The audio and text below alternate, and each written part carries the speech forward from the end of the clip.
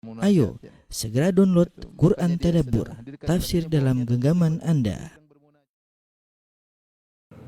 Bismillahirrahmanirrahim. Assalamualaikum warahmatullahi wabarakatuh.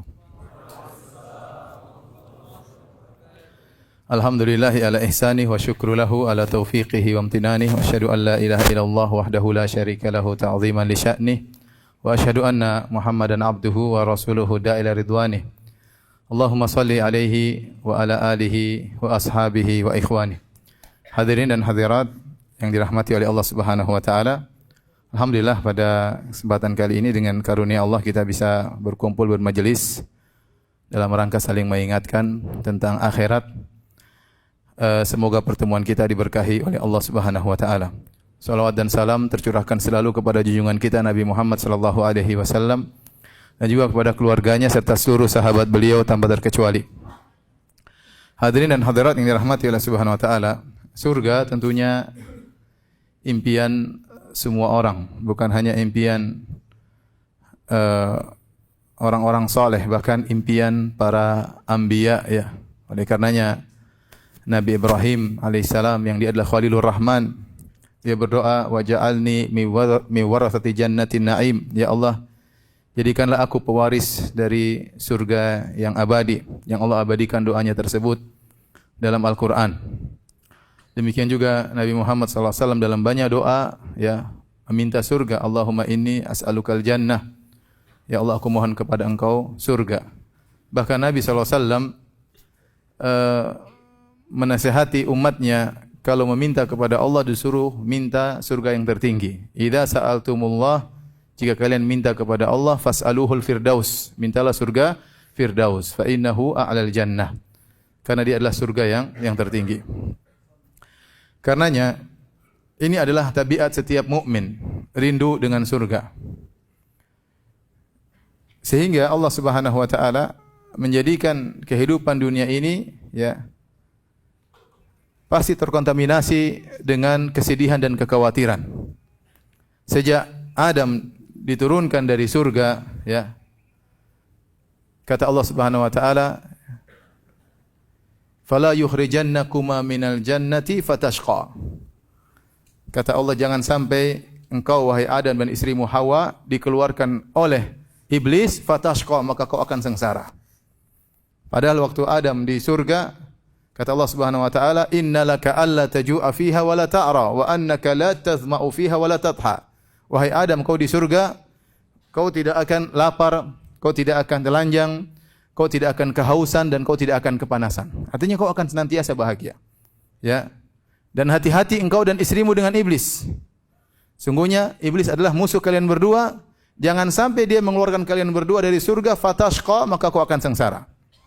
Dan ternyata iblis berhasil menggoda nenek moyang kita Adam alaihissalam. Akhirnya Adam pun turun di atas muka bumi, kemudian hidup dengan penuh kepayahan. Hidup dengan penuh kepayahan. Yang tadinya di surga segala sesuatu diminta langsung terkabulkan, maka di dunia tidak demikian. Harus ada usaha, harus ada kerja, kepenatan, keringat, ya, keletihan dan yang lainnya. Makanya Allah menjadikan kehidupan di atas muka bumi ini tabiatnya adalah dengan kepayahan, penuh dengan kepayahan. Bahkan Allah bersumpah akan hal tersebut. Kata Allah Subhanahu wa taala, "La uqsimu bihadzal balad wa anta hillum bihadzal balad wa walidi wa ma walad laqad khalaqnal insana fi kabad." Kata Allah Subhanahu wa taala, demi kota ini, itu demi Mekah, Makkah Al-Mukarramah, demi tanah suci Mekah, ya. Wa anta hillum bihadzal balad, dan engkau akan menempati kota ini. Ada yang mengatakan engkau akan kembali menguasai menaklukkan kota Mekah. Wa walidi wa ma walad, demi orang tua dan demi anaknya. Allah bersumpah ya, demi Mekah. Buat apa Allah bersumpah? Untuk menekankan ya, laqad khalaqnal insana fi kabad. Sungguh kami telah menciptakan manusia dalam kepayahan ya, dalam kepayahan. Di sini Allah menekankan pernyataan ini dengan sumpah, 3 sumpah. La uqsim bihadzal balad wa walidi wa ma walad. 3 sumpah, setelah itu Allah mengatakan laqad, dan sungguh ya, bahwasanya kami telah menciptakan manusia fi kabad, dalam kepayahan. Maka tidak ada kehidupan di atas muka bumi ini yang lepas dari namanya kesedihan dan namanya kekhawatiran.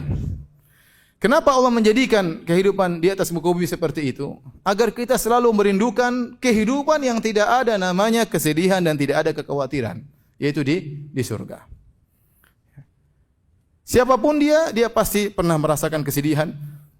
Siapapun dia orangnya, dia pasti pernah merasakan kekhawatiran, siapapun orangnya. Tidak pilih kasih kesedihan dan kekhawatiran tatkala menimpa manusia. Karena Allah sudah bersumpah, memang Allah menciptakan manusia dengan kondisi demikian. Apakah dia rakyat jelata, apakah dia pemerintah, apakah dia pejabat, ya, ataukah dia presiden, ataukah dia raja, ataukah dia orang kaya, ataukah dia orang miskin, apakah dia artis, apakah dia tidak terkenal, ya, orang biasa, semuanya pasti menjalani kehidupan ini, ya, pernah bersedih dan pernah khawatir dan akan bersedih dan akan khawatir, ditimpa dengan rasa takut, dan demikianlah tabiat kehidupan manusia. Yang satu bersedih, seorang wanita bersedih karena ya tidak ada yang datang melamarnya. Usia sudah mulai lanjut, menanti ada pemuda berani yang melamarnya, tetapi ternyata para jomblo semuanya penakut. Akhirnya dia pun bersedih. Sementara dilihat teman-temannya sudah bergandengan dengan suami-suami mereka. Dia bersedih, tidak ada yang datang untuk melamarnya. Sebaliknya ada sebagian wanita bersedih. Ternyata tiap hari dia menangis, diomelin sama suaminya, digampar oleh suaminya, dibentak-bentak oleh suaminya, sampai dia berangan-angan seandainya saya tidak pernah punya suami. Sebagian wanita bersedih, berdoa bertahun-tahun, tidak diberi anugerah anak oleh Allah Subhanahu wa taala. Sementara sebagian wanita yang lain bersedih, kenapa? Karena dia punya anak-anak selalu bikin masalah buat dirinya. Dan demikianlah kehidupan. Si miskin sakit, si kaya juga apa? Sakit. Antum jangan sangka hanya orang miskin saja yang sakit, mencret ya. Orang kaya, raja, presiden, coba tanyakan, pasti mereka juga pernah apa? Mencret. Tidak ada yang hidup kemudian selalu bahagia, selalu senang. Bahkan terkadang kita lihat orang kaya, terkadang kita lihat orang pejabat, di balik senyuman mereka, nampak mereka dalam kondisi stres, dalam kondisi susah, ya, bertarung dalam pertarungan di antara mereka. Saya punya kawan, orang kaya. Anak buahnya pekerjaannya ribuan. Kaya harusnya kan senang-senang, selalu bahagia. Tetapi sudah mau lebaran dia pasti pusing. Kenapa? Dia harus siapkan THR buat anak buah yang ribuan orang. Yang miskin-miskin ribuan mau lebaran senang, subhanallah. Ya, yang punya perusahaan, yang punya anak buah banyak malah pusing tatkala mau lebaran. Dan itulah kehidupan. Agar kita tahu bahwasanya di sana ada kehidupan yang tidak ada kesedihan sama sekali. Apalagi dunia ini sebab kesedihan sangat banyak. Kita lihat berita, kita sedih. Dengar berita, kita sedih. Pulang ke rumah, terkadang lihat istri kita sedih. Terkadang lihat anak-anak apa? Sedih. Sebagian seorang pemuda ingin menikah, maka dia berjuang sekeras mungkin mengumpulkan harta untuk membeli mahar, untuk biaya walimah. Kemudian dia sudah lamar wanita tersebut, sebelumnya dia sudah ditolak 5 kali, subhanallah. Perjuangan berat untuk dapat seorang wanita. Begitu dia sudah kumpulkan uang, sudah menikah dengan seorang wanita, ternyata wanita tukang ngomel kerjanya, sedih di rumah terus. Demikianlah namanya apa? Kehidupan. Demikianlah namanya kehidupan. Seorang wanita diam-diam tahu-tahu sedih. Kenapa? Ada orang lewat, perempuan lain lebih cantik daripada dia. Dia pun sedih. Itu kenapa bisa lebih cantik daripada saya? Apa urusanmu? Tapi dia bersedih. Jadi sebab kesedihan di dunia ini banyak. Apalagi orang suka ngikut berita dan akhirnya banyak sedih, banyak gelisah, dan itulah tabiat kehidupan manusia di dunia ini. Agar kita tahu bahwasanya di sana ada kehidupan, tidak ada kesedihan, tidak ada kekhawatiran. Makanya Imam Ahmad pernah ditanya oleh anaknya, ya abati matar raha, wahai ayahanda, kapan kita beristirahat? Kata Imam Ahmad, sampai kakimu menginjakkan surga, maka kau akan istirahat. Selama kita di dunia, kita akan terkontaminasi dengan kesedihan dan kekhawatiran. Adapun kalau sudah masuk surga, kata Allah, la khaufun alaikum wa la antum tahzanun. Udkhulul jannata la khaufun alaikum wa la antum tahzanun. Masuklah kalian ke dalam surga, tidak ada kekhawatiran sama sekali bagi diri kalian. Wa la antum tahzanun, dan kalian tidak akan pernah bersedih di surga tempatnya. Dikatakan kepada para penghuni surga, innalakum antasihu wa la tasqamu abada. Wahai para penghuni surga, kalian akan senantiasa sehat dan tidak pernah sakit selama-lamanya. Tidak ada sakit, tidak ada pilek ya. Tidak ada pusing, ya. Tidak ada stres, ya. Penyakit panu pun tidak ada di sana, ya. Enggak ada penyakit sama sekali, enggak ada bisul, enggak ada jerawat. Semua kalian selalu sehat, tidak ada sakit selama-lamanya. Wa antahyau fala tamutu abada. Kalian akan senantiasa hidup dan tidak akan mati selama-lamanya, abadi. Pada hari kiamat kelak didatangkan maut dalam bentuk kabsah, dalam bentuk kambing, kemudian disembelih di antara penghuni surga, di antara penghuni neraka. Dikatakan kepada penghuni surga, khuludun la mauta fiha, tidak ada kematian, kalian akan kekal selama-lamanya. Maka bertambahlah kegembiraan orang-orang penghuni surga. Dikatakan kepada penghuni neraka jahanam, kalian akan kekal selama-lamanya, tidak ada kematian. Maka bertambah kesedihan mereka. Tidak ada namanya kematian. Kemudian dikatakan lagi kepada penghuni surga, ya, wa an tashibbu fala tahramu abada. Kalian akan senantiasa muda dan tidak akan pernah tua. Di sini ada yang muda terus enggak? Pasti berubah menjadi orang tua, atau bahasa kita orang senior. Allah kasih tanda bahwasanya kita akan game over di dunia ini. Tadinya muda, gagah, ya, pandangan tajam, telinga pendengaran kuat, mudah berlari, mudah melangkah, berteriak dengan kuat. Lama-lama mulai apa? Melemah. Pandangan mulai kabur, pendengaran mulai lemah, langkah kaki mulai lambat, ya. Suara tidak bisa lagi keras, tadinya lurus mulai bongkok, ya. Tanda-tanda bahwasanya kematian sudah dekat. Adapun di surga senantiasa muda, umur 33 tahun selalu. 33 tahun selalu. Di puncak-puncak aktivitas yang kuat tatkala berusia 33 tahun. Kemudian yang terakhir dikatakan kepada mereka, wa antas'adu fala taba'asu abada. Kalian akan senantiasa bahagia dan tidak ada kesengsaraan selama-lamanya. Itulah kesimpulan daripada keindahan surga. Makanya kata Allah Subhanahu wa taala, idza ra'aita thamma ra'aita na'iman. Kalau kau di surga, kau lihat di mana saja, yang kau lihat adalah keindahan, kebahagiaan. Di surga, kalau antum sudah mau surga, mau lihat atas, mau lihat kanan, mau lihat kiri, mau lihat depan, mau lihat belakang, dimanapun engkau meletakkan pandanganmu, kau pasti bahagia. Karena semua yang terlihat di surga mendatangkan kebahagiaan. Berbeda kita di dunia, terkadang lihat ke depan kita sedih, terkadang lihat ke samping kita gelisah, terkadang lihat berita kita khawatir, terkadang lihat istri bahagia, terkadang lihat istri sakit hati, terkadang lihat suami bahagia, terkadang lihat suami sakit hati, terkadang lihat anak-anak bahagia tatkala mereka nurut, terkadang sakit hati tatkala lihat anak-anak bandel. Tidak semua yang kita lihat menyenangkan hati. Tetapi di surga, idza ra'aita thamma, kemanapun arah kau arahkan pandanganmu, kau akan melihat apa? Kebahagiaan. Jadi sini para hadirin hadirat yang rahmati Allah Subhanahu wa taala, agar kita terpacu untuk semangat beribadah dan sadar bahwasanya kehidupan kita ini hanya sebentar. Hanya sebentar, ikhwan. Maka kita bicara tentang surga. Jangan sampai kita lalai. Kita merasa kita hidup selama-lamanya di sini. Kita lupa bahwasanya kehidupan kita cuma sebentar. Saya sering sampaikan bahwasanya kita ini hanyalah sedang menjalani salah satu tahapan dari perjalanan yang sangat panjang. Kita ada beberapa tahapan. Tahapan pertama, tatkala kita masih di janin, umur kita paling setelah ditiupkan ruh cuma 5 bulan atau 6 bulan dalam perut ibu. Kemudian kita di dunia ini paling 60 sampai 70 tahun, ya. Kata Nabi sallallahu alaihi wasallam, "A'maru ummati baina 60 ila 70 wa aqalla man yajuzu dzalik."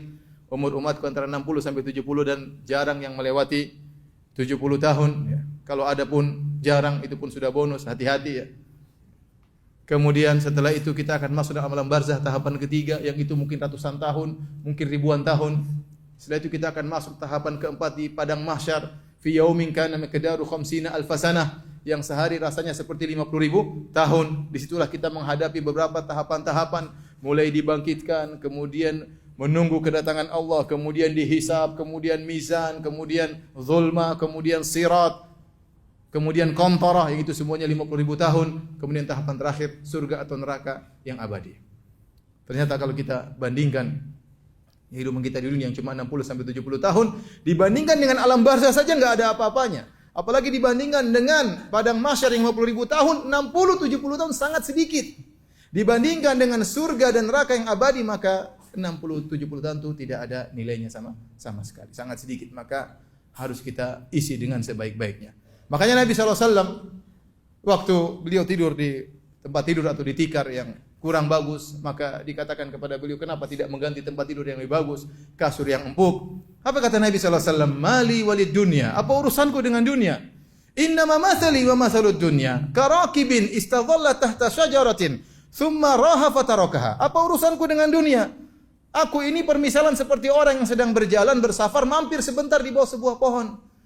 Mampir istirahat sebentar, kemudian pergi meninggalkan pohon tersebut. Nabi mengibaratkan hidup dunia ini cuma seperti numpang lewat, sekedar mampir di sebuah pohon sebentar, kemudian melanjutkan perjalanan yang masih sangat jauh. Makanya Nabi SAW berkata kepada Ibnu Umar, kun fid dunya ka'annaka gharibun aw abiru sabil. Jadilah kau di dunia seperti orang asing atau orang sekedar numpang lewat saja. Karenanya Nabi SAW kalau melihat kehidupan yang sulit, apa kata Nabi SAW? Allahumma la aisha illa aishul akhirah. Ya Allah, tidak ada kehidupan yang sungguhnya kecuali kehidupan akhirat.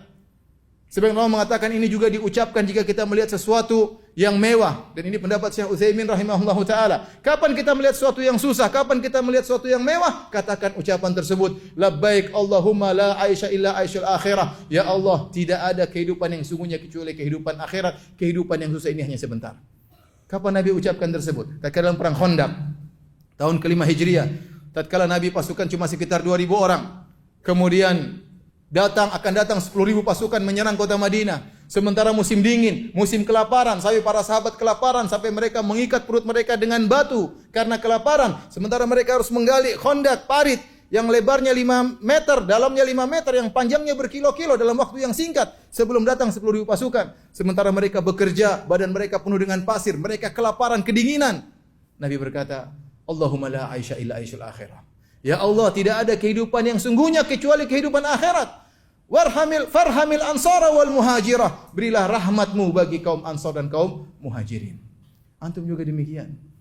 Kalau antum pulang ke rumah enggak ada makanan, bilang istri, sayang, sabar. Tidak ada kehidupan yang semuanya kecuali kehidupan akhirat. Sabar. Sabar. Kalau antum pulang ke rumah diomelin sama istri, antum bilang, ya diriku, tidak ada kehidupan dunia kecuali kehidupan akhirat. Ini ngomel-ngomel cuma sebentar saja, enggak lama. Sabar. Kalau antum lihat orang punya rumah mewah, punya mobil mewah, jangan terpedaya. Tidak ada kehidupan yang sungguhnya kecuali kehidupan akhirat. Kemewahan tersebut hanya sementara. Agar kita ingat selalu bahwasanya ada namanya darul akhirah.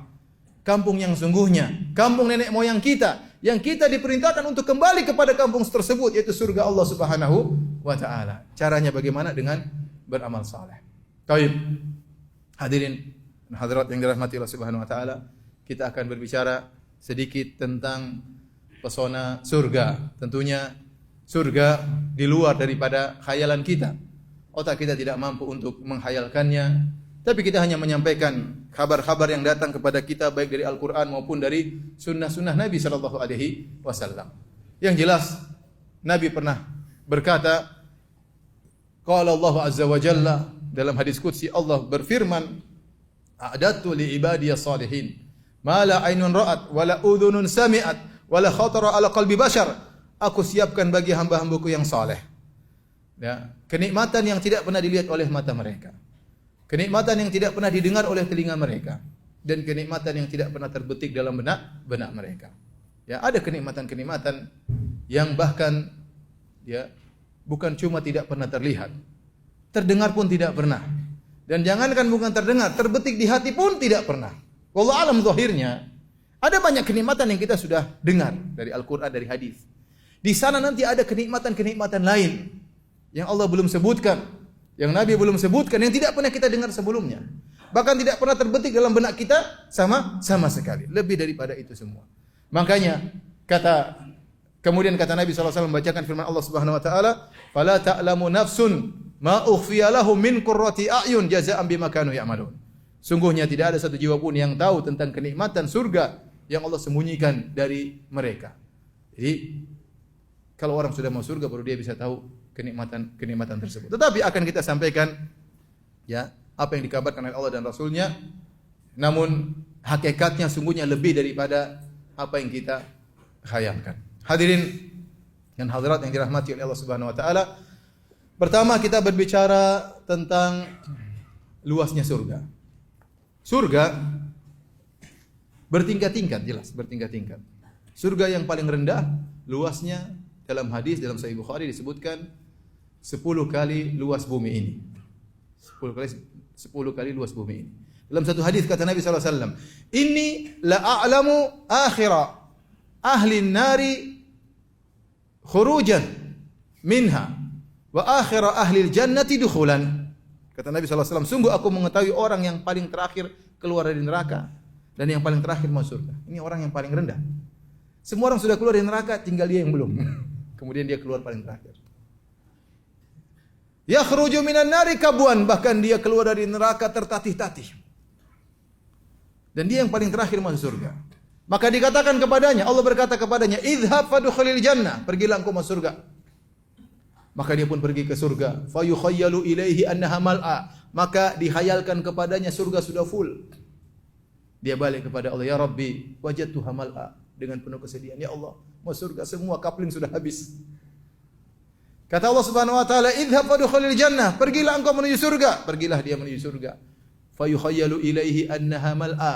Dikhayalkan kepadanya surga sudah penuh, dia berkata, "Rabbi wajadtuha mal'a." Dengan penuh kesedihan, "Ya Rabbku, surga sudah penuh, masuk ke mana?" Kata Allah, "Idhhab fadkhulil jannah." Pergilah dan masuklah ke dalam surga. Fa inna laka mithlu dunya wa asyratu amsalihha. Dalam riwayat wa asyratu amsalid dunya. Kata Allah, sungguhnya bagi engkau surga seluas 10 dunia ini. Subhanallah. Ini orang paling terakhir masuk surga. Kemudian dia hampir tidak percaya, dia berkata, "Ya Rabb, atahza bi wa anta rabbul alamin." Ya Allah, Anda kan Tuhan, masa ngejek saya ya Allah? Saya kayak gini dapat 10 kali lipat dunia. Jangan ngejek saya, jangan begitu ya Allah. Allah tidak mengejek. Ternyata dia penghuni surga yang paling rendah. Berapa kerajaannya? Seluas apa? 10 kali dunia ini. Kata Nabi sallallahu alaihi wasallam, "Dzalika adana ahlil jannati manzilatan." Itulah orang yang paling rendah kedudukannya di surga. Dan benarlah firman Allah Subhanahu wa taala, "Fa idza ra'aita thamma ra'aita na'iman wa mulkan 'azima." Kalau kau lihat surga, kau akan lihat kenikmatan dan kau akan lihat kerajaan yang besar. Setiap orang masuk surga benar-benar dia seorang raja. Benar-benar dia seorang raja. Bagaimana tidak? Luas kekuasaannya 10 kali dunia ini. Dengan begitu banyak kenikmatan dan keindahan, seluruhnya isinya dengan penuh kebahagiaan. Itu penghuni surga yang paling rendah. Tapi siapa yang mau jadi orang ini? Angkat tangan. Penghuni surga yang paling rendah. Ada yang mau? Angkat tangan. Kita doakan semoga menjadi. Ente nggak mau? Ente pede banget ente. Kayak masuk surga aja. Intinya para hadirin, benar kata Allah, "Wa mulkan 'azima." Kau akan melihat kerajaan yang besar. Benar-benar seorang penghuni surga dia raja.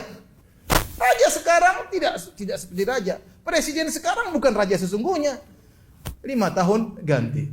Ribut-ribut lagi supaya terjadi lagi entah menang entah kalah seperti itu. Ya. Tidak selalu tenang dengan kekuasaannya. Raja pun demikian. Ya. Ada aja gejolak, ada saja gejolak, ada yang memberontak, ada yang mau anu. Demikian kondisi di dunia. Siapa yang raja tenang dengan pasti kekayaannya abadi selama-lamanya, dia muda selama-lamanya, ditemani dengan bidadari selama-lamanya, kekayaan yang selama-lamanya. Bahkan sebagian ahli tafsir, sebagian salaf menafsirkan, "Ra'aita na'iman wa mulkan 'azima." Kalau kau lihat di sana, kau lihat kerajaan yang agung, kata mereka istidzanul malaikat. Malaikat kalau mau ketemu raja surga tersebut harus minta izin terlebih dahulu. Bayangkan betapa agungnya penghuni surga tersebut. Sampai malaikat kalau mau ketemu dia, malaikat yang agung minta izin dulu mau ketemu raja.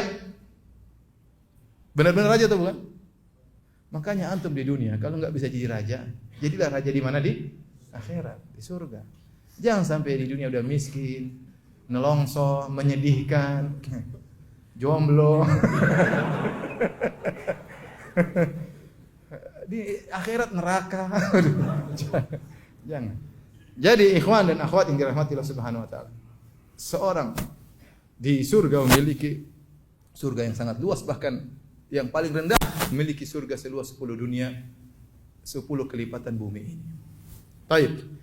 Kita bicara tentang luasnya surga, kita bicara sekarang tentang tanah surga, bangunan surga. Ya, dalam hadis labinatun min dhahab, labinatun min fiddah, wa milatuha al-miskul adfar, ya. Turbatuha za'faran, hasba'uha lu'lu' wal marjan, ya. Wal yaqut. Kata Nabi sallallahu alaihi wasallam, surga itu batanya terbuat dari emas, surga itu batanya terbuat dari perak. Tentu emasnya tidak seperti emas di dunia. Tentu peraknya tidak seperti perak di dunia. Kemudian tanahnya terbuat dari za'faran. Semennya terbuat dari minyak kasturi, semennya. Kemudian batunya, kerikilnya terbuat dari mutiara dan intan berlian. Gimana sih, kita nggak bisa bayangkan. Kita saja kalau sudah punya emas satu segini aja, bangganya, sombongnya luar biasa. Segini aja nggak punya, apalagi segini. Ya. Kalau punya emas, antum bayangkan, antum punya emas, rumah semuanya isinya emas, batanya dari emas, luar biasa. Ini kerajaan yang luar biasa. Ya. Tanahnya harum, za'faran, kerikilnya intan berlian. Ya. Luar biasa. Oleh karenanya, hadirin, hadirat yang dirahmati Allah Subhanahu wa taala. Ini baru kita berbicara tentang ya bangunan yang ada di surga. Terkadang istana dibuat oleh Allah Subhanahu wa taala ya min lu'lu'atin wahidatin mujawwafah, dibuat dari mutiara raksasa, kemudian dibolongin oleh Allah sehingga menjadi tempat tinggal. Bayangkan tempat tinggal terbuat dari mutiara yang raksasa. Baik, setelah kita bicara tentang bangunan di surga, bicara apa lagi? Bidadari terakhir. Antum udah mulai ngantuk-ngantuk baru kita bicara bidadari. Belum. Sekarang kita baru bicara tentang istana di surga. Begitu bangunannya, sangat indah. Kita bicara tentang sungai di surga. Ya, kata Allah Subhanahu wa taala, "Fiha anharun min ma'in ghairi asin wa anharun min labanin lam yataghayyar ta'muhu wa anharun min khamratin ladzatin lisyaribin wa anharun min asali musaffa." Semuanya di surga itu ada sungai-sungai yang isinya air yang segar, yang tidak pernah berubah, tidak pernah baunya berubah, selalu segar selalu. Airnya selalu bening dan segar. Dan di sana ada sungai-sungai isinya susu, lam yataghayyar ta'mu. Sungai susu yang mengalir bukan air, susu mengalir. Dan susu tersebut tidak pernah menjadi gerundel-gerundel, membeku, tidak, selalu susu yang tidak pernah berubah rasanya. Beda dengan susu dunia. Kalau kita taruh lama-lama dia menjadi yatajammat, menjadi menggumpal, kemudian baunya menjadi kecut dan yang lainnya, menjadi busuk. Adapun susu di akhirat bahkan jadi sungai susu. Antum bisa tanyakan kepada ibu-ibu yang kesalahan, kalau mereka mandi susu bayar berapa coba? Kan yang bayar antum, mas antum lupa. Mahal kalau mandi susu ya. Di surga mau mandi susu, berenang enggak ada masalah. Sungai-sungai isinya khamratun ladzatun lisyaribin. Khamr yang lezat. Ya, yang khamr tersebut kalau diminum ya yatanaza'una fiha ka'san la laghun fiha wala ta'thim. Barang siapa yang minum khamr tersebut, dia tidak akan mengucapkan kata-kata yang sia-sia, apalagi kata-kata yang menyakiti hati. Artinya apa? Dia minum khamr dalam kondisi sadar, tapi ada kelezatan luar biasa. Beda dengan khamr di dunia. Kalau diminum pahit, kemudian bibir pening, ya. Setelah itu kepala pusing, kemudian berkata-kata kotor, lupa daratan, entah ngomong apa enggak sadar. Ya. Makanya heran orang-orang minum khamr. Dia ingin menggabungkan dirinya ma'azumratul majanin, gabung bersama orang-orang gila. Bayangkan kalau ada orang minum khamr, teler, ente klip, jadikan video, kayak apa dia? Kayak orang gila persis. Tetapi di akhirat enggak. Minum bir, minum khamr di sungai, ente berenang, Masya Allah. Sambil berenang minum khamr. Luar biasa. Luar biasa. Mungkin antum lihat ikan-ikan juga banyak, ikan-ikan juga enggak ada yang mabuk di sana. Jadi ente berenang, Masya Allah, luar biasa. Ini di luar daripada khayalan. Kemudian wa anharu min asali musaffa, sungai-sungai isinya adalah madu yang murni. Bayangkan. Bukan sungai mengalir dalam kerajaan penghuni surga. Bahkan para salaf mengatakan anharun tajri min ghairi ukhdud. Sungai-sungai mengalir tanpa ada lubangnya. Mengalir di atas. Mengalir di atas. Jadi di dunia namanya sungai pasti mengalir ada khandaknya, ada paritnya, ada lubangnya baru kemudian dia mengalir. Tapi di surga sungai mengalir tanpa ada lubangnya. Itulah ya sungai-sungai di surga. Sekarang kita bicara tentang apa? Pohon-pohon di surga. Pohon-pohon di surga ya, berbeda dengan pohon-pohon di dunia. Kata Nabi sallallahu alaihi wasallam, "Ma min syajaratin fil jannah illa wasaquha min dhahab." Tidak ada satu pohon pun di surga kecuali batangnya terbuat dari emas. Tentu tidak bisa kita bayangkan seperti pohon di dunia. Pohon di dunia pasti batangnya kayu. Di sana batangnya terbuat dari emas. Ya. Kemudian dahan-dahannya, ranting-rantingnya yang berisi buah-buahan mendekat kepada para penghuni surga. Dimanapun posisi penghuni surga, kalau dia ingin buah-buahan tersebut maka langsung datang menuju sang penghuni surga. Kata Allah Subhanahu wa taala, kutufuha daniyah. Dahan-dahannya rendah. Kata para ulama, kalau dia sedang tidur ingin makan mangga, mangganya turun sendiri. Terbuka sendiri. Tinggal makan. Masya Allah. Kalau enggak terbuka sendiri, bidadari yang bukain. Wes. Menghayal aja kerjaan. Dia lagi berjalan pengen makan, mangganya dekat. Masya Allah. Dia berdiri, dia duduk, kemanapun dia ingin, buah-buahannya datang sendiri. Kutufuha daniyah. Buah-buahan tersebut tidak pernah mengenal musim, selalu ada selama-lamanya. Bahkan kata musim di surga mungkin enggak ada. Beda kita di dunia, ingin makan mangga tunggu musim mangga. Ingin makan durian tunggu musim apa? Durian. Ya. Di surga tidak ada musim. Setiap saat Anda bisa makan apapun yang Anda kehendaki. Buah-buah apapun yang Anda kehendaki. Ya, wa fawakih, kata Allah Subhanahu wa taala, buah-buahan. Ya. Allah sebutkan penghuni surga dihidangkan buah-buahan. Begitu dia dihidangkan buah-buahan, bukan cuma satu buah, banyak buah di depan dia. Dia tinggal pilih mana yang mau dia makan. Mau langsung dari pohon boleh, dihidangkan di hadapan juga boleh, ya, boleh. Kita di dunia, ya, selalu terkadang ada buah yang asam, terkadang ada yang manis, ya. Saya sering sampaikan, tidak selalu kita ingin makan buah-buahan kita dapat. Ya. Saya pernah pergi ke Sumatera, kemudian panitia bilang, Ustaz, di sini duriannya enak. Saya bilang, mana duriannya? Tapi belum musim, Ustaz. Ngapain ente cerita? Dalam hati saya tidak ngomong. Dalam hati, ngapain ente cerita kalau nggak ada? Ini lagi. Habis itu ngomong lagi berjalan naik mobil sambil ngisi waktu. Tapi di sini juga dukunya enak, Pak. Ini mungkin ada. Mana? Tapi juga belum musim. Nasinya enak nggak masalahnya? Jangan-jangan belum musim nasi juga. Ya, di surga kapan saja kita ingin selalu ada. Baik. Ini buah-buahan bermacam-macam ya yang kita inginkan ya. Walahmi tayri mimma yashtahun. Kemudian di antara makan penghuni surga ya, lahmi tayrin, yaitu daging burung.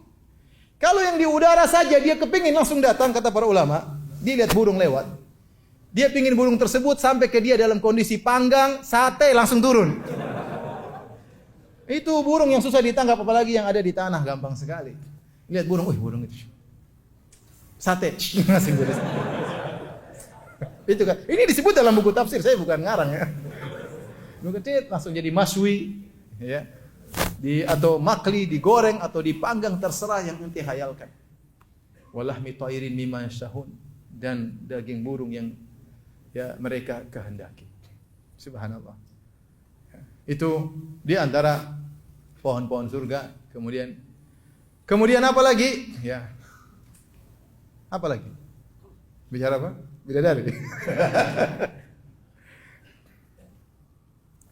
Di surga tidak ada kata-kata yang menyakitkan hati. La yasma'una fiha lagwan wala kidzaba. Penghuni surga tidak pernah mendengar kata-kata yang sia-sia dan tidak pernah mendengar kedustaan. Ya. La laghun fiha wala ta'thim. Bahkan mereka sudah minum khamar, tidak ada kata sia-sia dan tidak ada kata-kata yang menyakitkan hati. Di dunia ini betapa sering kita ngomong, kita tersinggung, orang menyindir kita, orang maki kita, nuduh kita yang tidak-tidak, dan itulah kehidupan dunia. Kalau Nabi SAW tidak selamat dari tuduhan yang macam-macam, apalagi kita yang penuh dengan kekurangan. Seorang sudah berusaha semaksimal mungkin untuk bangsa dan negerinya, masih saja dicerca oleh orang-orang yang tidak mengerti. Dia sudah bisa mau jelaskan dengan sebaik-baiknya, tetap saja dicerca. Tidak ada yang selamat dari kata-kata yang menyakitkan. Kalau dia selamat dari kata-kata menyakitkan di luar, pulang terkadang sakit hati dengan suami. Suaminya bilang, istriku aku mau poligami, sakit hati. Bilang-bilang terus tidak pernah poligami. Kemudian juga istri sakit hati, suami juga sakit hati dengan kata-kata istrinya yang kadang-kadang tidak pernah bersyukur kepada sang suami. Tidak ada orang yang lepas dari kata-kata yang menyakitkan di dunia ini. Di surga tidak. Kata Allah, ikhwanan ala sururin mutaqabilin. Mereka bersaudara, menjadi saling bersaudara, berhadap-hadapan, kalau berbicara saling menghormati, saling menghargai, berhadap-hadapan, tidak ngomong sambil kasih pantatnya ke belakang, tidak. Mereka ngomong dengan saling menghargai, mutaqabilin, saling berhadapan. Dengan penuh kegembiraan mereka berbicara. Kata-kata semua menyenangkan, kata-kata semua indah, tidak ada yang nyelekit, tidak ada yang menyakitkan hati sama sekali. Kita di dunia betapa sering kita sakit hati, betapa sering orang nyindir kita, betapa sering orang hina kita. Di surga tidak ada kata-kata demikian. Semua kalau kita ketemu orang menyenangkan. Bukankah terkadang kita ketemu kawan yang seperti itu? Kalau ketemu dia kita selalu bahagia. Kenapa? Dia ngomongnya enak, menyenangkan, tidak pernah menyindir, senantiasa menghargai, orangnya tawadhu. Ada orang-orang seperti itu. Kita ngobrol sama dia berjam-jam betah. Ya. Tapi ada orang subhanallah, ada orang badannya berat, tapi karena akhlaknya mulia, tutur katanya halus, terasa ringan di hadapan kita. Berjam-jam kita depan dia, kita betah. Ada orang kurus krempeng, tapi lisannya pedis, seakan-akan ada gunung depan kita, terasa berat. Kenapa? Lisannya yang sangat nyelekit. Di mana ada dia bikin masalah, dalam grup bikin masalah, ada rapat bikin masalah, ketemu bikin masalah. Kita berangan-angan semoga dia tidak hidup di atas muka bumi. Jadi di surga tidak ada kata-kata yang menyakitkan. Semua kata-kata menyenangkan. Isya berapa menit lagi? 5 menit lagi ya? Baik. Kata panitia 5 menit sebelum azan ya. Siap-siap, mau siap-siap dulu. Gimana panitia?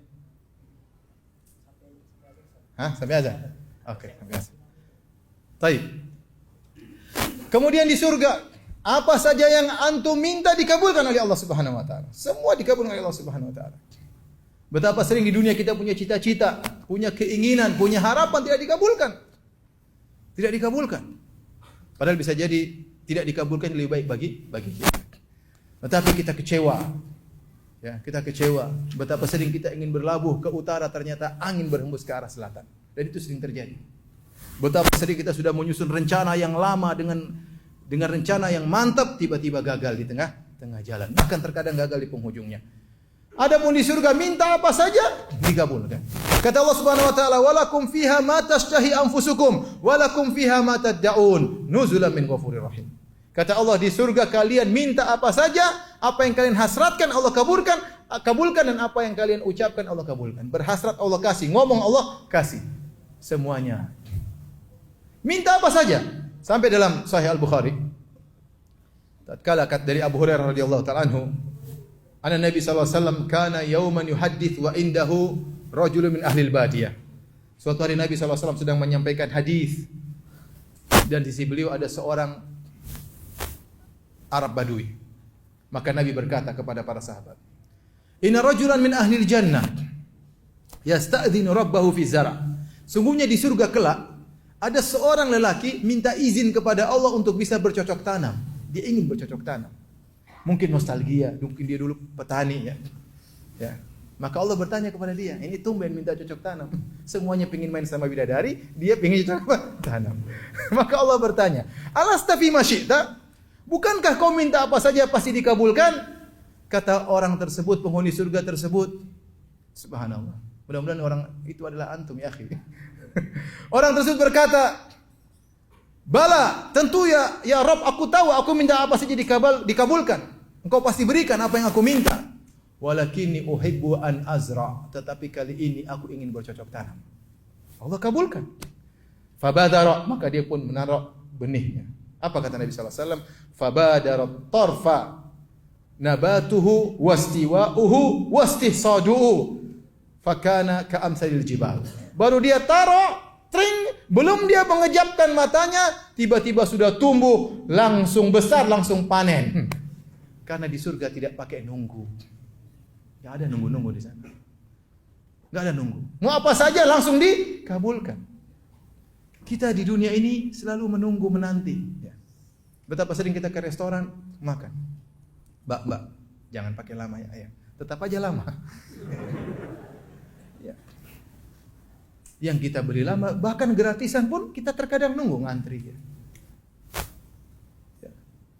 Mau apa saja sering kita apa? Nunggu. Di surga enggak pakai nunggu. Bayangkan.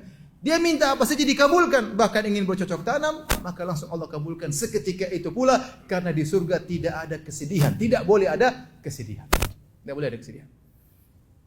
Maka waktu Nabi mengatakan demikian, Arab Badui ini berkata, saya tahu itu orang. Itu pasti orang Quraisy. Yang minta cocok tanam itu pasti apa orang? Orang Quraisy. Kenapa? Karena orang Quraisy itu tukang bercocok tanam. Atau orang Ansor, tukang apa bercocok tanam. Maka Nabi SAW pun tersenyum. Siapa tahu orang Medan. Jadi kalau antum sampai di surga dengar ada orang bilang, ya Allah aku ingin makan durian ucok, itu orang Medan.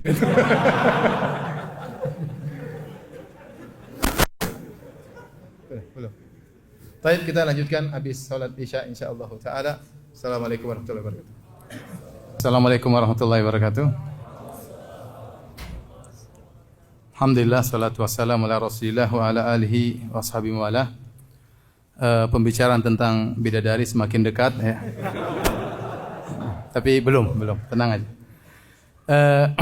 Di antara kenikmatan yang dirasakan oleh para penghuni surga, mereka dengan begitu santai mendapatkan kenikmatan-kenikmatan tersebut. Dan ini Allah sering sebutkan dalam Al-Quran dengan firman-Nya, muttaqiina fiha 'alal araik, bahwasanya mereka ittika itu bertelekan di atas araik. Araik itu jamak dari arikah. Arikah adalah tempat tidur yang dihias, tempat tidur yang sudah dikasih kelambu, seperti tempat tidur malam pengantin, sudah dihias, dan mereka tinggal bertelekan di tempat tidur tersebut. Bertelekan itu apa? Antara duduk dan berdiri, begini kira-kira.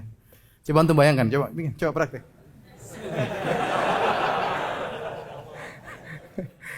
Jadi orang yang duduk begini menunjukkan apa? Menunjukkan dia tidak sakit. Kalau sakit susah begini.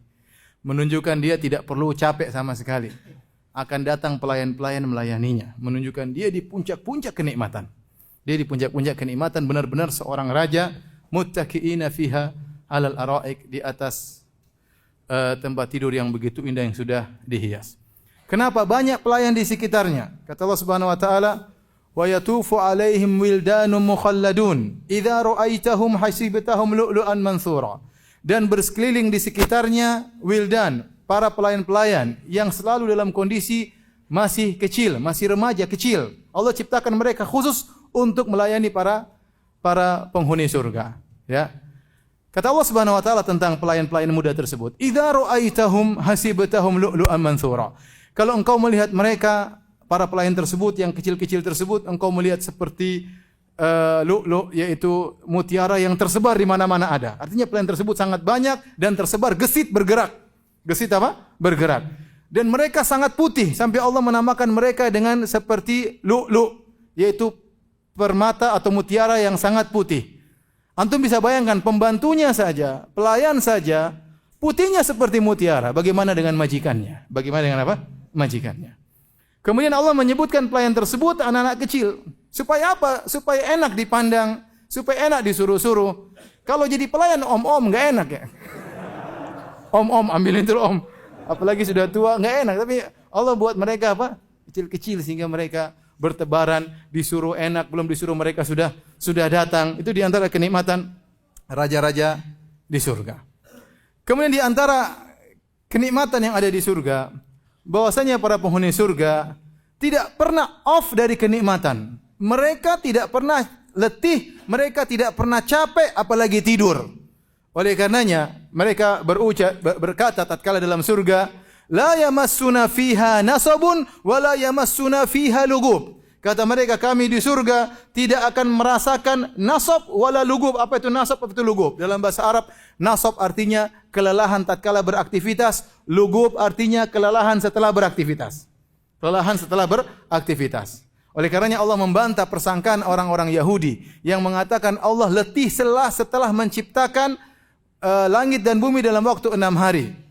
Hari ke-7 Allah istirahat. Makanya Allah bantah dalam firman-Nya dalam surat Qaf, "Wa laqad khalaqnas samawati wal arda wa ma bainahuma fi sittati ayyamin wa ma massana min lughub." Kami telah menciptakan langit dan bumi dan apa yang di antara keduanya dalam waktu 6 masa dan kami tidak ditimpa dengan lughub, yaitu keletihan setelah beraktivitas. Lughub keletihan setelah beraktivitas, nasab keletihan tatkala beraktivitas. Penghuni surga tidak mengalami nasab dan tidak mengalami apa? Lughub. Karena sebagian orang tatkala lagi bekerja main semangat, begitu selesai main, aduh lemas, loyo, ya. Lemas loyo setelah beraktivitas namanya apa? Lughub. Lagi main lemas namanya apa? Nasab. Penghuni surga tidak nasab, tidak lughub. Kalau letih, lelah tidak dialami apalagi tidur. Bukankah tidur adalah buah daripada keletihan? Orang kalau sudah letih apa? Tidur. Makanya Nabi ditanya, "Ya Rasulullah, ayanamu ahlul jannah?" Apakah penghuni surga tidur? Kata Nabi sallallahu alaihi wasallam, "An-naumu akhul maut." Tidur itu temannya kematian, saudaranya kematian. Maka penghuni surga enggak ada yang tidur. Bayangkan kalau mereka lagi main sama bidadari tiba-tiba, aduh, tidur. Mas main, aduh ngantuk. Enggak ada, main terus enggak berhenti. Main terus. Karena kalau seorang letih atau tidur berarti dia off dari kenikmatan. Sementara penghuni surga kata Allah, "Innal abrara lafi na'im." Sungguh orang-orang yang soleh dalam kenikmatan, tenggelam dalam kenikmatan. Tidak satu detik pun lewat dalam kehidupan mereka di surga, mereka di luar daripada kenikmatan, selalu nikmat. Maka tidak ada capek, tidak ada letih, tidak ada apa? Tidur. Kemudian penghuni surga seluruhnya hatinya bahagia. Kata Allah Subhanahu wa taala, "Wa naza'na ma fi sudurihim min ghillin." Kami cabut segala penyakit hati dari hati mereka. Seluruh penghuni surga masuk dalam surga dalam kondisi bahagia. Tidak ada jengkel, tidak ada dongkol, tidak ada hasad, tidak ada dendam. Ini semua yang merusak kebahagiaan kita di dunia. Dendam, hasad, dengki, suudzon. Kalau bercokol dalam hati kita, kita sengsara. Tetapi di surga semuanya dicabut. Kata Allah, "Wa naza'na ma fi sudurihim min ghillin." Kami cabut segala penyakit hati mereka. Sehingga mereka tidak ada dongkol, tidak ada jengkel. Kalau ada istri tatkala di dunia suka marah-marah, di surga enggak lagi. Jadi ratu bidadari, jadi wanita yang indah ya perawakannya dan indah perangainya. Makanya ada seorang pernah tanya sama saya, "Ustaz, dia kasih kertas saya, kalau masuk surga saya tidak mau bawa istri saya." Subhanallah. Mungkin istrinya suka ngomel. Nanti di surga diomelin terus. "Mau kemana mas?" "Mau ke bidadari." "Sini saja."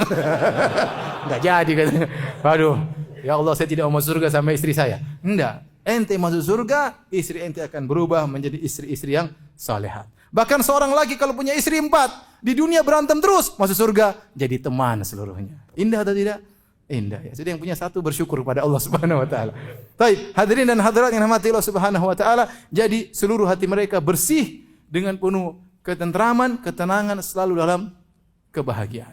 Itulah di antara kenikmatan penghuni surga. Tiba saatnya kita berbicara tentang apa? Bidadari. Mau setengah jam atau 1 jam? Kita singkat aja. Bidadari banyak Allah sebutkan dalam Al-Quran sifat-sifatnya dan juga banyak disebutkan oleh Nabi SAW dalam sifat-sifatnya. Dalam hadis-hadis Nabi. Dan kita punya kaedah. Kata Ibnu Abbas radhiyallahu anhu dalam perkataannya, "Laisa syai'un fil jannah mimma fid dunya illa al-asma." Tidak ada satupun di dunia dibandingkan dengan di surga kecuali sekedar nama. Nama saja yang sama, seluruh hakikatnya berbeda. Tadi sudah kita sebutkan. Sungai, namanya sungai, hakikatnya beda. Pohon, namanya pohon, hakikatnya apa? Beda. Buah namanya buah, hakikatnya apa? Beda. Kemudian tanah beda. Di surga tanah terbuat dari apa? Za'faran. Kerikil namanya sama-sama kerikil, tapi hakikatnya apa? Beda. Emas nama-samanya emas, tapi hakikatnya beda. Semua berbeda, tidak ada yang sama. Bahkan wanita tidak sama dengan wanita dunia, tidak sama dengan wanita di surga. Rasulullah SAW memberikan satu kesimpulan yang sangat indah. Kata Nabi SAW, "Lau anna imra'atan min ahlil jannah ittala'at ala ahli dunya la adha'at ma bainahuma wa la mala'at ma bainahuma riha wa la nasifuha ala ra'siha khairu minad dunya wa ma fiha." Kata Nabi SAW, seandainya ada seorang wanita surga nongol di dunia ini. Nongol, teling, maka akan memberi penerangan antara langit dan bumi. Seandainya di Medan semuanya lampu mati, bidadari nongol, terang benderang, Masya Allah. Asli terang benderang. Bukan cuma itu, wala malat bainahuma riha, bahkan keluar bau yang semerbak, yang harum dari bumi sampai di langit gara-gara munculnya bidadari tersebut. Kemudian kata Nabi sallallahu alaihi wasallam, wala nasifu ala ra'siha, kerudungnya, khimarnya yang ada di atas kepalanya lebih baik daripada dunia dan seisinya. Itu baru kerudungnya, ikhwan. Belum apa? Belum lesung pipitnya. Masya Allah. Itu apanya? Enggak tahu saya. Saya enggak tahu bidadari kayak apa ya. Intinya ya, luar biasa. Tapi kata Allah, fala ta'lamu nafsun ma ukhfiya lahum. Allah sembunyikan. Seandainya Allah perlihatkan kita bidadari 5 menit saja, mungkin kita semua jadi soleh semua. Sudah semuanya ngaji Quran terus kerja. Bidadarinya kelihatan loh. Ini kita dapat kayak gini, waduh. Tapi Allah tidak perlihatkan. Kita beriman kepada yang gaib. Allah kabarkan ada bidadari. Rasulullah SAW kabar ada bidadari, kita percaya. Ya. Ya. Dan semua di luar khayalan kita. Saya akan sebutkan sifat-sifat bidadari tersebut. Yang pertama, Nabi SAW berbicara tentang fisiknya. Atau Allah berbicara tentang fisiknya. Kata Allah Subhanahu Wa Taala bahwasanya bidadari ka'amthali lu'lu'il maknun wa hurun 'ain ka'amthali lu'lu'il maknun. Yang bidadari yang matanya jelita, lentik jelita, ka'amthali lu'lu'il maknun, seperti mutiara yang tertutup dalam cangkangnya. Ini mensifatkan tentang putihnya kulit bidadari. Seperti mutiara dalam cangkangnya, tidak terkontaminasi dengan apapun, putihnya bersih murni, tidak ada bintik-bintiknya, tidak ada tai lalat-tai-lalatnya, enggak ada bopeng-bopengnya, enggak ada. Putih bersih, beda dengan wanita dunia. Seperti apapun ada bintik-bintiknya, ada merah-merahnya, ada item-itemnya, ada gores-goresannya. Adapun bidadari putih bersih, tidak ada terkontaminasi dengan satu titik hitam pun. Seperti mutiara yang tertutup dalam cangkangnya. Antum yang buka cangkang tersebut. Itu berkaitan dengan putihnya bidadari. Berkaitan dengan beningnya bidadari. Kata Allah Subhanahu Wa Taala, ya, ka'annahunnal yaqutu wal marjan dalam surat Ar-Rahman. Sungguhnya para bidadari seperti al-yaqut wal marjan, seperti intan berlian, seperti mutiara. Kata para ulama, mutiara putih dimaksudkan adalah kulitnya yang putih, adapun tubuhnya bening seperti intan berlian. Kita kalau ambil intan berlian, bening atau tidak? Bening. Ternyata tubuh bidadari bening. Saking beningnya, kata Nabi SAW, mir'atuha kabiduhu. Sesungguhnya hatinya bidadari adalah cermin bagi suaminya. Kalau antum masuk surga, terus antum ketemu dengan istri antum dari bidadari, di depan antum ternyata wajah antum di hatinya, subhanallah. Kenapa? Karena saking bening tubuhnya. Ya, saking bening apa? Tubuhnya. Ya. Saya sering tanya istri saya, sayang kamu lagi di mana? Lagi di hatimu wahai suamiku, masya Allah. Semoga Allah menjadikannya bidadari surga. Amin ya rabbal alamin. Intinya, benar-benar seorang melihat bidadari sangat bening. Saking beningnya apa kata Nabi SAW? Ya, kata Nabi SAW bahwasanya yura suqa mukhihi yura mukhu saqaihi min wara'il lahmi minal husni. Kata Nabi SAW, terlihat sumsum betisnya di balik dagingnya. Sumsum betisnya kelihatan. Kalau orang dengar lafal Nabi, terlihat sumsum betisnya di balik tulangnya, di balik dagingnya, wah ini gendruwo kali ya. Tetapi Nabi bantah, kata Nabi, minal husni, karena saking indahnya. Ini yang membuat kita semakin yakin bahwasanya bidadari tidak bisa kita hayalkan. Coba antum bayangkan, sosok putih banget, tapi bening banget. Sampai sumsumnya kelihatan. Wah, ngeri nggak antum? Ngeri. Ini tengkorak hidup. Itu kalau otak kita yang penuh ketololan ya. Yang penuh keterbatasan. Tapi Nabi mengatakan minal husni, karena saking indahnya. Saking indahnya. Kita nggak usah bicara bidadari. Allah menyebutkan tentang minuman, kup, cangkir yang kita gunakan untuk minum khamr di surga. Kalau penghuni surga gunakan minum khamr, kata Allah Subhanahu Wa Taala, qawarira min fiddah.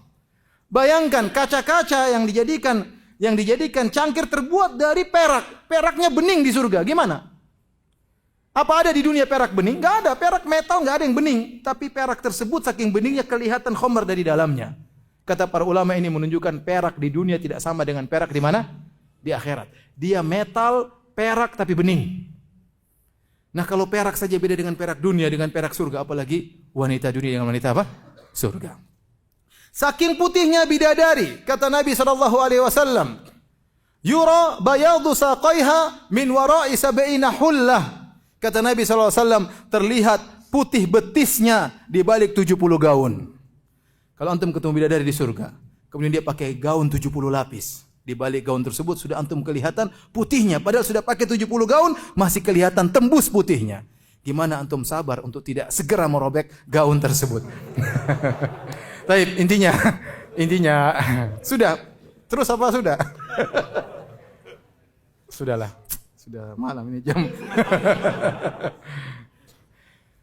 Baik. Kata Allah Subhanahu wa taala tentang para bidadari.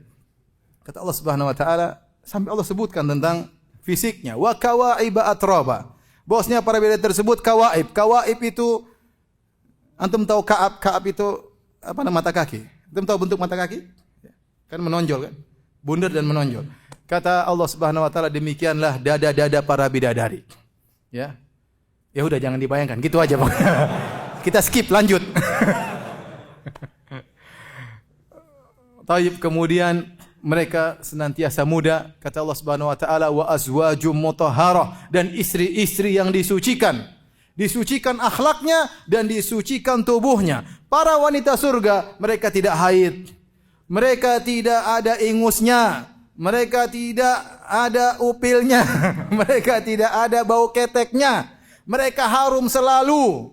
Bayangkan nongol di dunia, satu bumi bau harum. Sampai dikatakan oleh Ibnu Abbas, inna rajula min ahlil jannah la yu'anikul hawra sab'ina sanatan la yamalluha wa la tamalluhu. Sungguh seorang lelaki penghuni surga akan memeluk bidadari 70 tahun, dia tidak bosan meluk bidadari tersebut. Kenapa? Karena tidak ada baunya. Antum coba peluk perempuan sehari, dia udah bosan dari ente. Ente udah bau dan dia juga udah bau ya. 70 tahun dia peluk dan dia tidak bosan. Kenapa? Karena selalu harum. Tidak ada kotorannya sama sekali. Tidak ada tai matanya, tidak ada tai telinganya, tidak ada kentutnya, tidak ada. Antum wanita tercantik di dunia ini pasti kalau kentut pasti bau ya. Enggak percaya. Taib. Jadi secara fisik luar biasa. Ya. Kita bicara akhlak. Bagaimana akhlak bidadari? Kata Allah Subhanahu wa taala, qasiratut tarf. Mereka senantiasa menundukkan pandangan.